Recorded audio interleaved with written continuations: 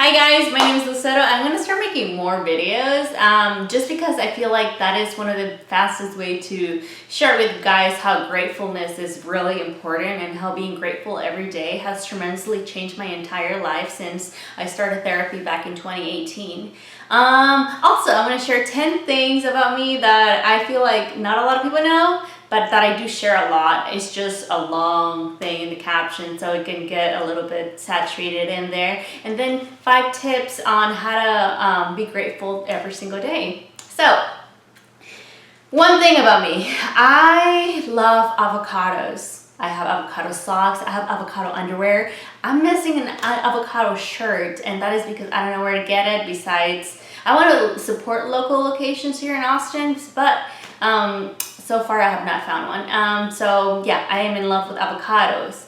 I am in love with eating dried mango. I know it's weird, like mango, you can eat it raw, but I prefer dried mango. I know it has a lot more sugar, and that's probably the reason why I love dried mango. And I can talk about it for a long time. The texture, the crunchiness, maybe it shouldn't be crunchy, I don't know, but I love dried mangoes. 3, I am freaking frustrated with the fact that The Handmaid's Tale hasn't come out this season 4, I think.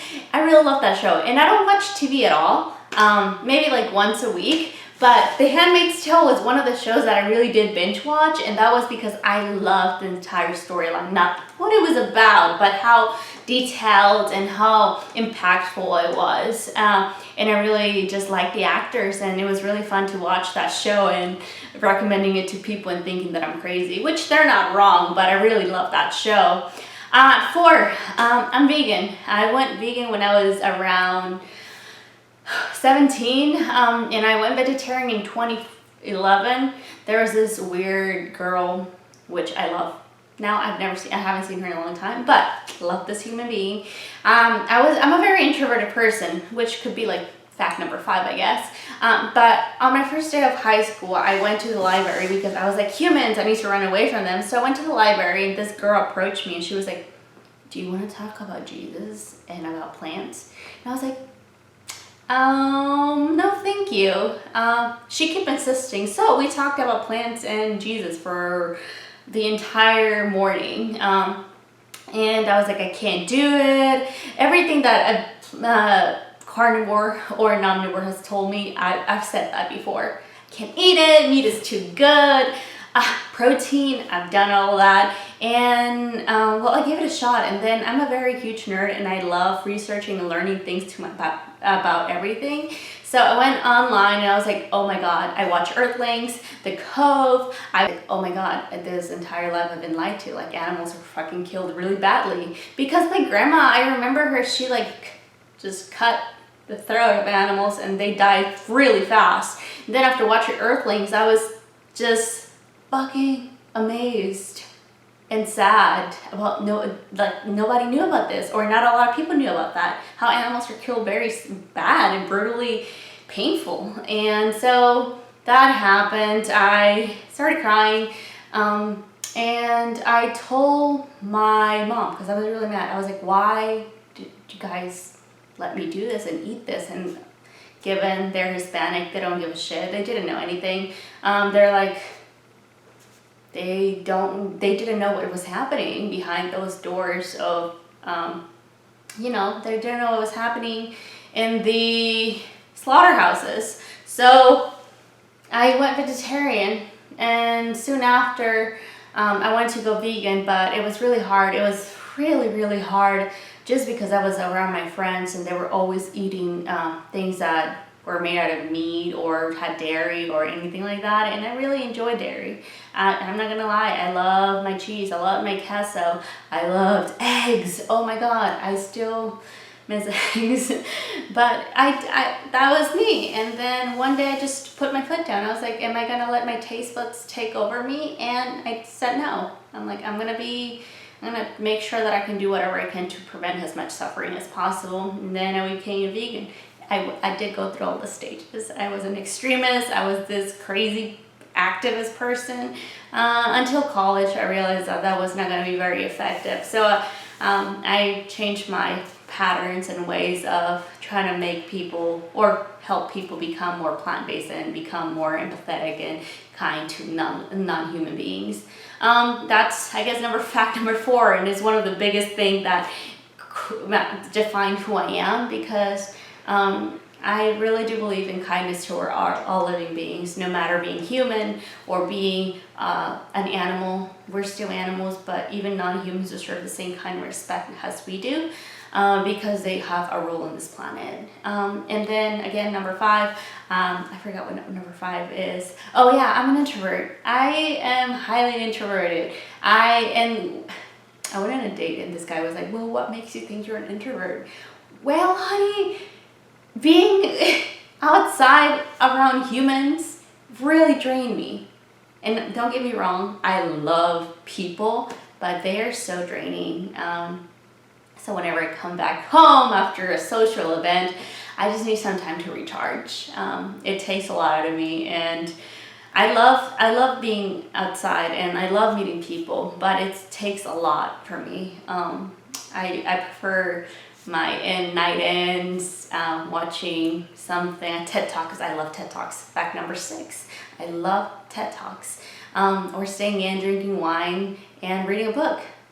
So, number 6, I love TED Talks. I would rather watch a TED Talk than watch any movie. I can just watch all of them. And I know they have shifted for a while, and that they're not becoming so powerful as they used to be, but I really enjoy the really good ones. And one of my favorite videos was by Andrew Solomon, I think, and it's about how far he fell from the tree. He is gay and he went through a lot when he was young, and just the fact that he values the difference in all of us and how we are still part of this amazing tree, but each of us falls in different places. I really like TED Talks because of that reason. The little things that you learn, the little things that you take with yourself, and changes a little bit of who you are. Fact number 7, I love wine. I used to drink a bottle of wine every Friday when I was in college. I wasn't really an alcoholic, but the thing was that I was like, I'm in college, I drink a lot, therefore I'm not an alcoholic. It was bad. But after graduating, I said, I can't do this. Actually, after therapy started in August of 2018, I was like, I need to stop drinking. Drinking is not good for, the way I was doing is not good for you. So I stopped drinking. For a while, 3 months, I was like, I'm never drinking again. I failed after 3 months because I was like, I need wine. So yes, I do love reds, but my favorite is champagne. I love sparkling wine, rosé. I'm very basic, so I love that just a lot. I'm not a huge fan of white wine, but is champagne a white wine? Technically it is, right? So I guess I like white wine. I don't really know. I buy cheap wine. As long as it gets me drunk, that's fine. And yes, I do get drunk by myself in my apartment a lot. It's really weird if I get drunk outside of that, because it just gives me a lot of anxiety and it makes me feel like I'm not in a safe spot. So I like to drink a lot in my apartment with friends or by myself. Sad? Probably not. I just enjoy the company and I end up dancing around. So yeah. Fact number, I think we're in 7. I don't really know if we're in 7 actually. 7. I am probably a caffeine addict. I drink a lot of caffeine throughout the day. I'm not proud of it actually. Also very basic, and I also drink a lot of lattes. But I become more responsible after reading, what book did I read? The 5 Lessons That Millionaires Taught Me. It has a budget sheet, and I started doing that, and I realized that I was spending over $200 on just lattes per month, and I decided to cut it down for 1 latte per week. I don't know how I did it. I just went cold turkey, and I was like, I can't do this because I need that money. Because if you think about it, if you multiply that times 12, you're spending over, I can't do math, 200 times 12, guys. It's like $2,400 a year in just coffee or lattes. So I decided to not do that anymore because I want to make sure that I am saving and being more financially responsible. Fact number 8, I am nearly a gym rat. I love working out. I love flipping things, I like throwing things, I like lifting stuff, and I really enjoy it. I know sometimes I'm in the gym for like 2 to 3 hours in the morning and it doesn't feel bad. And I know my body needs a lot of rest, but it makes me feel ready for the day, and I really love it. And I think it was the fact that when I was younger, I went through a lot of my eating disorder, which is what I focus a lot in my Instagram. But when I was younger, I really had this awful relationship with my body, and now like I know that it's strong. I like my muscles and I love what I can do. And I think the fact that I know working out makes me feel that way, like, oh my God, like I love myself. And that has helped me realize that I'm okay with it. Like I'm okay with the label gym rat. I don't think I am. Maybe I am. Maybe I'm not. Most likely I am because I really don't know. But I do love it. I do love working out. I do hate running. Fact number 10. I'm a huge advocate of mental health. And that is because I've dealt with depression, general anxiety disorder, and I've also dealt with, right now, with PTSD. I went through treatment, did EMDR, and all of that helped a lot. However, because I know that I've overcome it, one of my goals in life is to make sure that other people can overcome it as well. It was one of the biggest things that inhibited for me to flourish and become the best person that I can be and help other people. And right now what I want to make sure is that I can help as many people as possible with that, which is why I created Grateful Everyday blog. And that blog has been helping me make sure that I can like share the things that other people need and make sure that I can help them as much as I can. Because honestly, one of the things that helped me heal, grow, and learn is the fact that I am grateful for something every single day, no matter how awful my days are. I've had really bad days, and on those days I feel like I can't be grateful for anything. But another little fact that it's hard for me to share, like I've experienced 3 attempted suicides and I failed at all of them. And I'm a fair believer that things happen for a reason and that God didn't allow that to happen for a reason. And I think the least I can do is to make sure that I can share something good with people. So Grateful Every Day, that blog means a lot to me because it really hits me that now that I can value life and now that I see life as a beautiful thing, I am grateful for that, and I am grateful for everything that I experience every day, whether it's painful or whether it's successful. I see it as a day that I'm alive, I'm breathing, I have food at home, I have clothes, and I have the privilege to go work out, and therefore I am grateful for those little things. And I think we all need to be grateful for those things every single day. So, 5 tips on becoming grateful every day. Breathe. You need to allow yourself to take a few minutes and breathe. And I know that seems common sense, like, oh, I'm breathing all the time. Well, like, really acknowledge the fact that you're breathing. Take big breaths and let your body feel that. Touch your tummy if you need to and breathe, and just know that your body, it's alive. Be grateful for that. Number 2, look at the things that are around you. Look at 3 things that you see and that you can find beauty in. It doesn't have to be the most amazing thing. It can be, I don't know, your door with things to be grateful about. To just look at your surroundings and see what you do have and the things that are around you. Because chances are the things that are around you are good. And if they're not, learn something from it. 3, writing things down. I know you hear it all the time, writing things down. And if you're very, I guess, modern, type it. I used to use a lot Google Docs or Google Keep, which is like a little sticky notes. And you can just use that to write down your thoughts. Just write everything down or type it. It's gonna help you a lot, because whenever you go through another day and you feel like that day was awful, you can reflect back and look at that day and see, actually, this was worse and I survived it. Wow, I'm strong. Say that to yourself. Validate yourself. Acknowledge the fact that you are a strong motherfucker. 4. I would recommend reading a lot. I think that's just a tip to be grateful thing, that if you can read. You don't have to read a book a week. You don't have to read a book a month.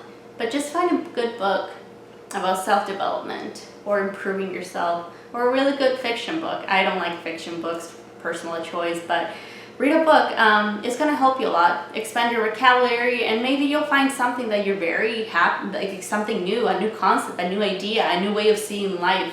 It's going to help you a lot. I read a lot of books, and I think one of the best books that I've read is The Four Agreements, and by, his last name is Reese, I don't remember his first name, but The Four Agreements, very short book, full of a lot of really good information, and it has helped me with just following for simple rules, one of which is to not take anything personal, or a lot of things personal. We're humans, we're going to take things personal, but just not, like, some people are pissed off, some people are really happy. Just don't take them personal. You don't know what's happening in their life.